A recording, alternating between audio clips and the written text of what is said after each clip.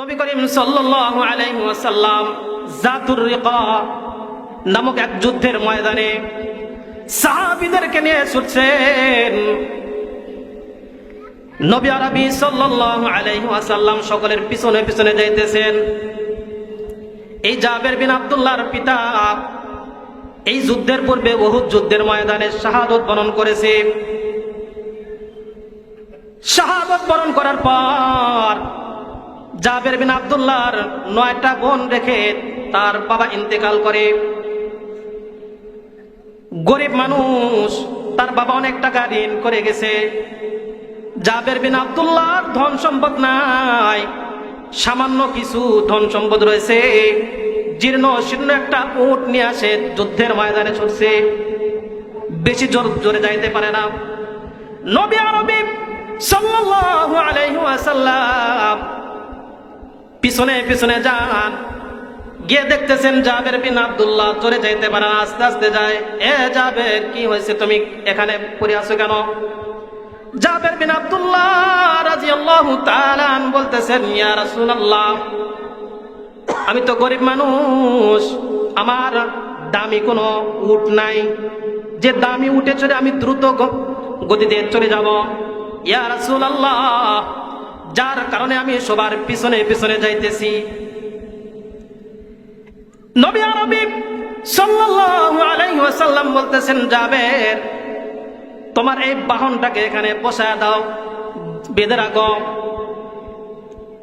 তোমার লাঠিটা আমার কাছে দাও, আমার জন্য একটা লাঠি তুমি নিয়ে আসো। জাবের বিন আব্দুল্লাহ রাদিয়াল্লাহু তাআলা আনহু লাঠি আনার জন্য গেছেন। এই দিকে নবী করিম সাল্লাল্লাহু আলাইহি ওয়াসাল্লাম তার হাত মোবারক দিয়ে লাঠিটা ধরছেন। লাঠিটা ধরে ওই উটের উপরে যখন মারছেন, মারার সঙ্গে সঙ্গে আল্লাহ তাআলার রহমতে উটটা তরতাজা হয়ে গেছে। সুবহানাল্লাহ। আম্মা বা'দু ফাউযু বিল্লাহি মিনাশ শাইতানির রাজীম। বিসমিল্লাহির রাহমানির রহিম। ওয়ামা আরসালনাকা ইল্লা রাহমাতাল লিল আলামিন।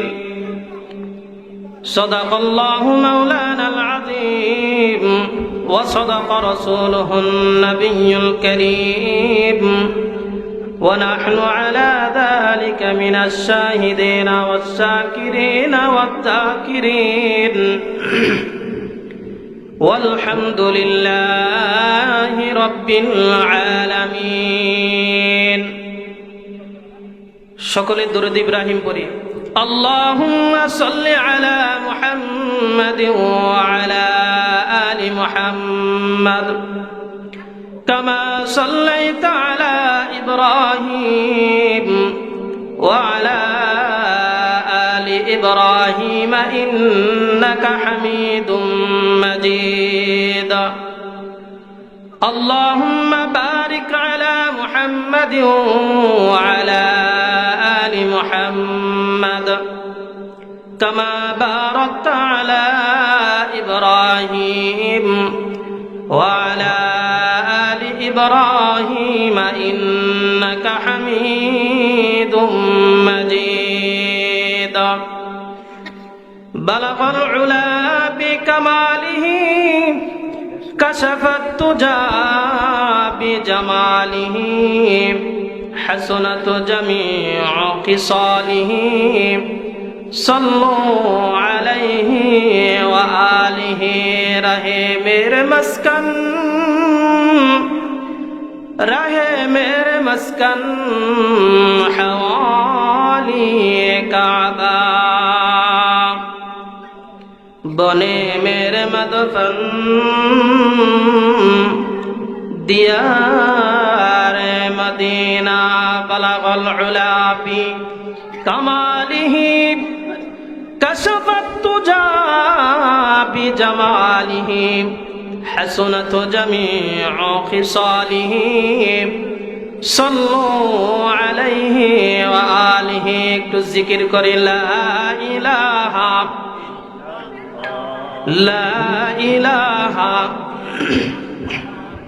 ইল্লাল্লাহু ইল্লাল্লাহ লা ইলাহা ইল্লাল্লাহ লা ইলাহা লা ইলাহা যার দিলে আছে আল্লাহর ভয় আল্লাহ আল্লাহ সব সময় যার দিলে আছে আল্লাহর ভয় আল্লাহ আল্লাহ সব সময় আহার নিদ্রা ভালো লাগে না ভালো লাগে ইল্লাল্লাহ লা ইলাহা জোরে লা ইলাহা লা ইলাহা ইল্লাল্লাহ লা ইলাহা লা ইলাহা ইল্লাল্লাহু মুহাম্মাদুর রাসূলুল্লাহ সাল্লাল্লাহু আলাইহি ওয়াসাল্লাম। আলহামদুলিল্লাহ, আল্লাহ পাকের দরবারে লাখো কোটি শুকরিয়া যে মহান রব্বুল আলামিন আমাকে আপনাকে এই শুয়াইর দারুল উলুম হাফেজিয়া কওমিয়া মাদ্রাসার প্রায় 50 বছরের কাছাকাছি 48তম বার্ষিক ওয়াজ মাহফিলে আসার বসার তৌফিক দান করেছেন। সেই মহান রব্বুল আলামিনের দরবারে আমরা দিল থেকে শুকরিয়া আদায় করি, সকলেই বলি আলহামদুলিল্লাহ। রহমাতাল লিল আলামিন সাইয়্যিদুল মুরসালিন খাতামুন নবিয়্যিন নবী আরবি আমরা সকলেই নবীজির উপরে সংক্ষেপে দরুদ প্রেরণ করি, সকলেই বলি সাল্লাল্লাহু আলাইহি ওয়াসাল্লাম। সম্মানিত হাজিরিন, আমি আপনাদের মাদ্রাসার খেদমতে আছি। জুমার বয়ান প্রতি জুমায় শুনতেছেন, তারপরেও যেহেতু মাহফিল পোস্টারে নাম রয়েছে এই জন্য কিছুটা হলেও বলা দরকার, ঠিক কিনা? এবং আমাদের প্রধান মেহমান উস্তাজুল আসাতিজা পীরে কামেল আলহাজ আল্লামা আব্দুস সবুর সাহেব, তিনি উপস্থিত হয়েছেন, নামাজ পড়েছেন, নাস্তা করেছেন, খাওয়া দাওয়া করতেছেন। হুজুর আসার আগ পর্যন্ত দুই একটি কথা আপনাদের সামনে একটু মুজাকারা করি। আপনারা আছেন তো ইনশাআল্লাহ? আমার ডান পাশে যাকে দেখতেছেন আমার শ্রদ্ধেয় বাবাজি, আমার জন্মদাতা পিতা, তিনি আমার পাশে বসে আছেন। এরপরে পিছনে যিনি দেখতেছেন উনি আমার শ্বশুর। আল্লাহ, আমরা 4 ভাই। বড় ভাই আলেম, মেজো ভাই আলেম হতে পারে নাই, আমি সেজো। আর আমার ছোট ভাই গজল যিনি গাচ্ছেন তিনি আমার ছোট ভাই, আপন ছোট ভাই। আমরা 4 ভাই। 3 ভাই আল্লাহ রাব্বুল আলামিনের দরবারে শুকরিয়া যে আমাদের পিতা কষ্ট করে আমাদেরকে আলেম বানিয়েছেন। আপনাদের মাঝে আমি যদি আলেম না হইতাম তাহলে এখানে আসা হইতো না, আপনাদের সাথে দেখা সাক্ষাৎ কখনো হইতো না। তো আমার বাবার জন্য দোয়া করবেন, আল্লাহ তাআলা বাবার হায়াতকে দীর্ঘায়িত করেন, তাকে সুস্থতা দান করেন। আমাদের পরিবার পরিজন সহ আপনাদের পরিবার পরিজন যাতে সকলেই সুস্থতার সহিত দীর্ঘ হায়াত পায়, ইবাদত বন্দেগী যাতে সঠিকভাবে করতে পারে, এই জন্য বেশি বেশি দোয়া করবেন। তো সম্মানিত হাজিরিন, আল্লাহ রাব্বুল আলামিন আমাকে আপনাকে সৃষ্টি করেছেন, মানুষ বানিয়েছেন। মানব জাতি হিসাবে আল্লাহ রাব্বুল আলামিন আমাকে আপনাকে কবুল করছেন। আমরা দরখাস্ত করি নাই। আল্লাহ তাআলা চাইলে আমাদের জানটাকে কোনো প্রাণীর, অন্য কোনো প্রাণীর মধ্যে যদি দিতেন তাহলে আমরা সেই প্রাণী হয়ে যেতাম। কিন্তু আল্লাহ রাব্বুল আলামিন আমাদেরকে সমস্ত প্রাণীদের মধ্যে শ্রেষ্ঠ প্রাণী আশরাফুল মাখলুকাত মানুষ বানিয়েছেন। সুবহানাল্লাহ। এই মানুষের মধ্যে সবচেয়ে শ্রেষ্ঠ ব্যক্তি যারা, তারা হলো নবী। নবীদের মধ্যে সবচেয়ে শ্রেষ্ঠ নবী আমাদের নবী রহমাতাল লিল আলামিন। এই নবীর উম্মত হিসাবে আমাদেরকে কবুল করছেন। যে নবীর উম্মত হওয়ার জন্য অন্যান্য নবীরা পর্যন্ত আল্লাহ তাআলার কাছে দরখাস্ত করছে, একজন নবীর দরখাস্ত কবুল হয়েছে, তিনি হলেন হযরতে ঈসা। তিনি আসবেন, এটা কিয়ামতের একটা বড় আলামতের একটা আলামত। কিয়ামতের পূর্বে হযরতে ঈসা আলাইহিস সালাতু ওয়াস সালাম দুনিয়ার বুকে আসবেন। তো আমাদের নবী আমাদের জন্য মডেল। নবী করিম সাল্লাল্লাহু আলাইহি ওয়াসাল্লাম তিনি মানুষদের সাথে কেমন আচরণ করতেন, ব্যবহার করতেন। আপনি যদি আপনার কারো সাথে কথাবার্তা বলতে চান বা কাউকে কোনো কথা বলতে চান, তাহলে ব্যক্তি বিশেষ বলতে হয়। আপনার দাদা বাড়িতে আসছে, আসার পর বলতেছেন, আপনি দাদার সাথে গল্প করতেছেন, ও দাদা, আমার এক বন্ধু আছে খুব ভালো খেলোয়াড়, খুব ভালো খেলতে পারে। আমার এক বন্ধু আছে ভালো গায়ক, খুব গাইতে পারে, খুব ছক্কা মারে। দাদা খুশি হবে? দাদা কিন্তু খুশি হবে না। আপনি যুবকের সাথে কথা বলবেন, তাকে যদি ওই ছোট বাচ্চাদের গল্প শোনান, তারও এটা কি ভালো লাগবে না। তো যুবকদের সাথে যদি আপনি বিয়ে সম্পর্কে গল্প করেন, তাহলে কিন্তু শুনতে মজা পায়। তাকে যদি বিয়ে সম্পর্কে, বিবাহ সম্পর্কে উপদেশ দেন যে ভাই বিয়ে করতে হবে, বিয়ে করলে এই ফায়দা এই ফায়দা, তাহলে সে শুনতে রাজি। তো নবী আরবি সাল্লাল্লাহু আলাইহি ওয়াসাল্লাম প্রত্যেকটা ব্যক্তিকে এরকম ভাবে তাদের সাথে আচরণ করতেন যেটা উপযুক্ত। আপনি হুজুরের সাথে যদি চোরা মেজাজে কথা বলেন, ইমাম সাহেবের সাথে যদি চোরা মেজাজে কথা বলেন, মুয়াজ্জিন সাহেবের সাথে চোরা মেজাজে কথা বলেন, তাহলে এটা তার সাথে খাটে না। আপনি কর্মচারীর সাথে যদি নরম ব্যবহার করেন, আস্তে আস্তে এক সময় আপনার মাথার উপরে উঠবে। শাসনও করতে হবে। ছাত্রদের উপরে যদি বেশি স্নেহ দেখান, এক পর্যায়ে মাথার উপরে উঠবে, কোথায় শুনবে না, বন্ধু মনে করবে। এই জন্য কখনো শাসন করতে হয়। তো নবী আরবি সাল্লাল্লাহু আলাইহি ওয়াসাল্লাম একজন সাহাবী, নাম হলো জাবের বিন আব্দুল্লাহ রাদিয়াল্লাহু তাআলা আনহু, তার সাথে নবীজির সাক্ষাৎ হয়েছে। নবীজি সাল্লাল্লাহু আলাইহি ওয়াসাল্লাম বলতেছেন, ও জাবের, তুমি তো যুবক মানুষ, যুবকের সাথে কি গল্প হইতে পারে বলেন? বিবাহ সম্পর্কে গল্প।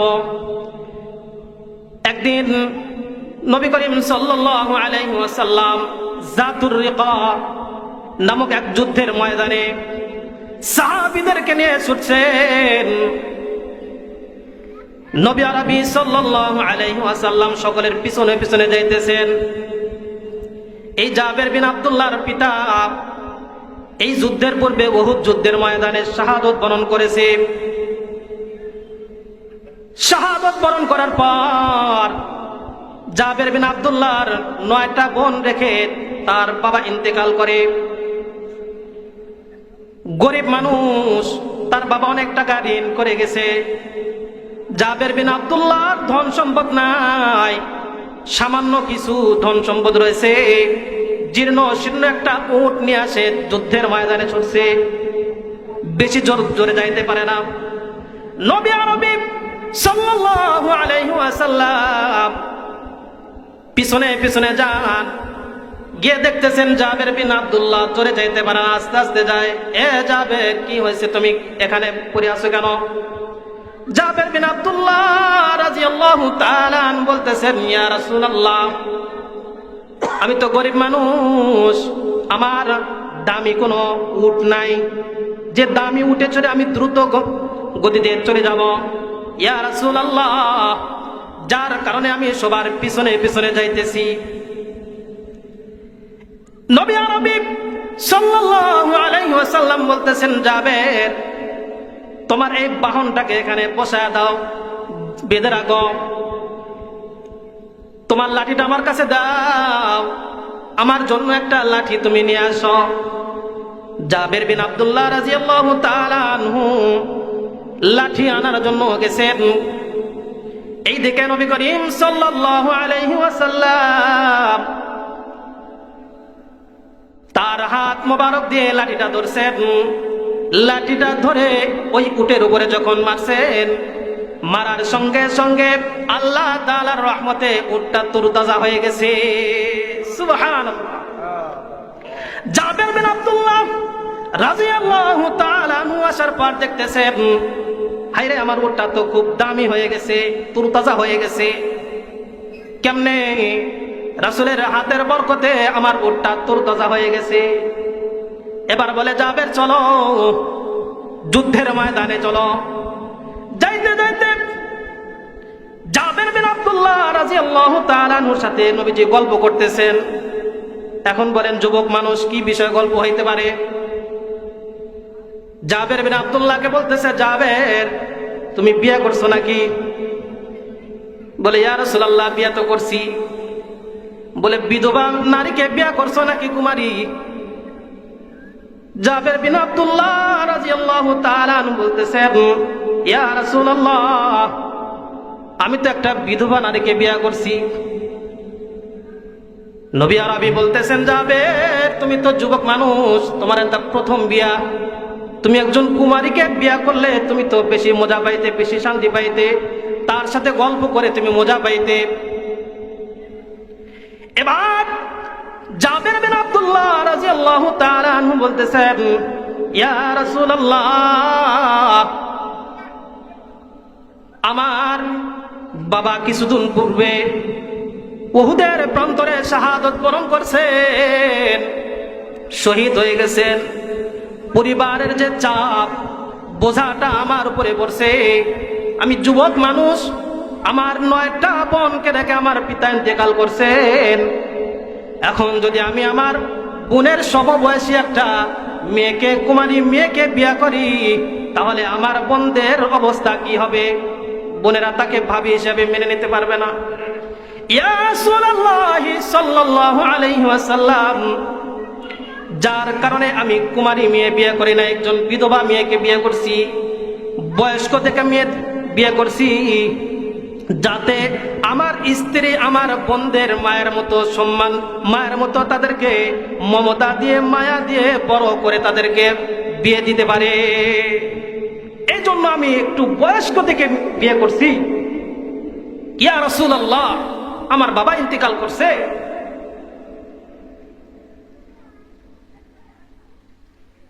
তো নবী আরবি সাল্লাল্লাহু আলাইহি ওয়াসাল্লাম জাবের রাদিয়াল্লাহু তাআলা আনহুর সাথে গল্প করতেছেন, এ জাবের আমরা যুদ্ধের ময়দানে যাইতেছি, যুদ্ধের ময়দান থেকে যখন ফিরব ওই সময় মদিনায় আসার পূর্বে একটা স্থানে আমরা অবস্থান করব। বলে, অবস্থান করলে কি হয়? নবী আরবি বলতেছেন, জাবের তুমি তো যদিও বিধবা মেয়েকে বিয়ে করছো, কিন্তু তোমার তো এটা স্ত্রী। তুমি মদিনার আগে এখানে অবস্থান করার পর বাড়িতে তোমার স্ত্রীকে খবর দিবে যে আমি আসতেছি। তোমার বাড়িতে আসার খবর শুনে তোমার স্ত্রী তোমার জন্য পালঙ্কের ব্যবস্থা করবে, বিছানার ব্যবস্থা করবে সুন্দর, যাতে একসাথে তোমরা থাকতে পারো।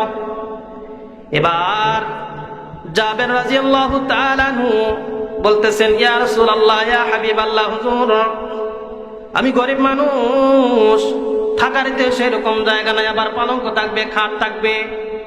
ইয়া রাসূলুল্লাহ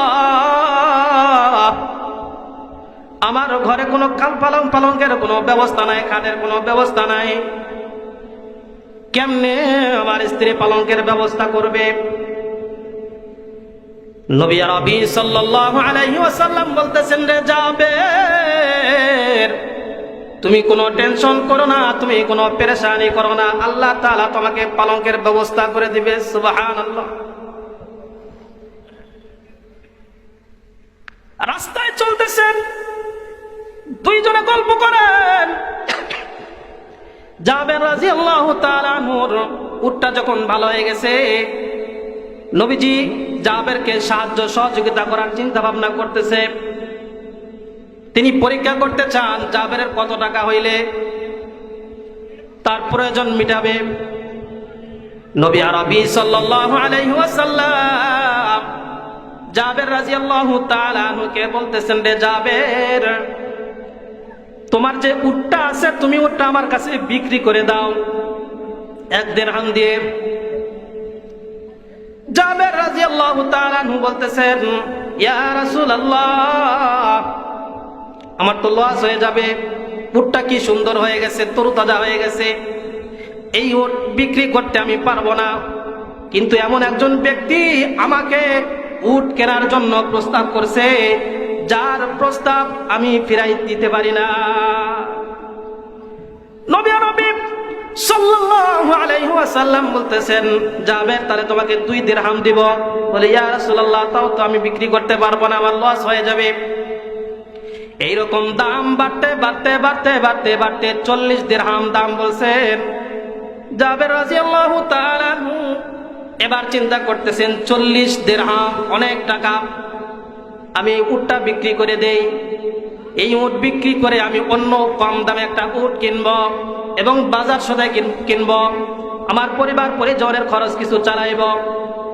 এই চিন্তা ভাবনা করে হযরত জাবের রাদিয়াল্লাহু তাআলা আনহু নবীজির কাছে স্বীকার করছেন, ইয়া রাসূলুল্লাহ, আমি উটটা বিক্রি করে দিতে পারি, তবে একটা শর্ত। হে জাবের, তোমার আবার কি শর্ত? জাবের রাদিয়াল্লাহু তাআলা আনহু বলতেছেন, ইয়া রাসূলুল্লাহ, আমরা যে যুদ্ধের ময়দানে যাইতেছি, যুদ্ধের থেকে ফেরা পর্যন্ত, মদিনা যাওয়া পর্যন্ত আমাকে উটটা দিয়ে দিতে হবে। আমি যখন মদিনায় পৌঁছে যাব, এরপরে আপনি আমাকে দিরহাম দিয়ে আমার উটটা ক্রয় করে নেবেন। নবী আরবি সাল্লাল্লাহু আলাইহি ওয়াসাল্লাম রাজি হয়ে গেছেন। যুদ্ধের থেকে ফেরার পর সকালবেলা ফজরের আজান হয়ে গেছে। হাইয়া আলাস সালাহ, হাইয়া আলাস সালাহ, হাইয়া আলাল ফালাহ, হাইয়া আলাল ফালাহ। মুয়াজ্জিন সাহেব ওই মসজিদের মিনার থেকে নামাজের জন্য আসো, নামাজের জন্য আসো, কল্যাণের দিকে আসো, কল্যাণের দিকে আসো, ডাকতেছে ডাকতেছে। ফজরের নামাজ নবীজির পিছনে হযরতে জাবের রাদিয়াল্লাহু তাআলা আনহু আদায় করছেন। নামাজ আদায় করার পর জাবের রাদিয়াল্লাহু তাআলা আনহু বলতেছেন, ইয়া রাসূলুল্লাহ, এই যে আপনার ওটা আপনি নিয়ে নেন। নবী করিম সাল্লাল্লাহু আলাইহি ওয়াসাল্লাম হযরতে বেলাল রাদিয়াল্লাহু তাআলা আনহুকে বলতেছেন, রে বেলাল, এই যে জাবেরের উট, এটা তুমি বেঁধে রাখো, আর জাবেরকে তুমি 40 দিরহাম দিবেই তো দিবে, সাথে আরো কিছু বোনাস দিয়ে দাও। হযরতে জাবের রাদিয়াল্লাহু তাআলা আনহু 40 দিরহাম নিয়ে রাস্তা দিয়ে যাইতেছেন। হঠাৎ নবীজি সাল্লাল্লাহু আলাইহি ওয়াসাল্লাম হযরতে বেলাল রাদিয়াল্লাহু তাআলা আনহুকে বলতেছে, রে বেলাল, যাও যাও যাও, এই যে উটটা যে আমি জাবেরের কাছ থেকে কিনছি, এই উটটা তাকে আবার ফেরত দিয়ে দাও। তার দিরহাম ফেরত নেবে না, তার দিরহাম সহ দিয়ে দাও। হযরতে বেলাল রাদিয়াল্লাহু তাআলা আনহু নবীজির কথা মতো ওই উটটা জাবের রাদিয়াল্লাহু তাআলা আনহুর কাছে নিয়ে গেলেন। হযরতে জাবের রাদিয়াল্লাহু তাআলা আনহু আশ্চর্য হয়ে গেছেন। বলে, ভাই বেলাল রে, নবীজি কি বিক্রয় চুক্তি ভঙ্গ করলো নাকি? নবীজি কি মন খারাপ করেছে নাকি? আমি 40 দিরহাম চাইছিলাম, এরকম দাম বাড়ানোর কারণে নবীজি মন খারাপ করছে নাকি? বলে, না রে জাবের, না, নবীজি তোমাকে 40 দিরহাম তোমার কাছে রাখতে বলছে এবং উটটাও নবীজি তোমাকে ফেরত দিয়া দিছে। জাবের রাদিয়াল্লাহু তাআলা আনহু দৌড়াই গিয়ে নবীকে বলতেছেন, ইয়া রাসূলুল্লাহ, ইয়া হাবিবাল্লাহ, হুজুর, বুঝলাম না বিষয়টা। হযরতে জাবের রাদিয়াল্লাহু তাআলা আনহু বলতেছেন, ইয়া রাসূলুল্লাহ, আমার উপরে আপনি মন খারাপ করেছেন নাকি? আপনি উটটাও দিয়ে দিলেন, টাকাও দিয়ে দিলেন। নবী আরবি সাল্লাল্লাহু আলাইহি ওয়াসাল্লাম বলতেছেন, রে জাবের, তোমার সংসারের অভাব তুমি সেটা আমাকে বুঝাইলে, বর্ণনা করলে। তোমার অনেকগুলো বোন আছে, তাদের বিয়ে শাদী দিতে হবে, এটাও তুমি বুঝাইলে। আমি দেখতে চাইছিলাম তোমার কত টাকা হইলে তোমার প্রয়োজন মিটবে। এই বিষয়টা দেখার জন্য আমি তোমাকে উটের দাম দিয়ে তোমার উটটা আমি ক্রয় করেছিলাম। উদ্দেশ্য এটা ছিল না যে আমি তোমার উটটাকে কিনে নিব। জাবের রাদিয়াল্লাহু তাআলা আনহু তিনি অত্যন্ত খুশি হয়ে তিনি বাড়ির দিকে রওনা হলেন। তো নবী করিম সাল্লাল্লাহু আলাইহি ওয়াসাল্লাম সাহাবী যে যেরকম বয়সে তাদের সাথে সেই রকম আচরণ করতেন।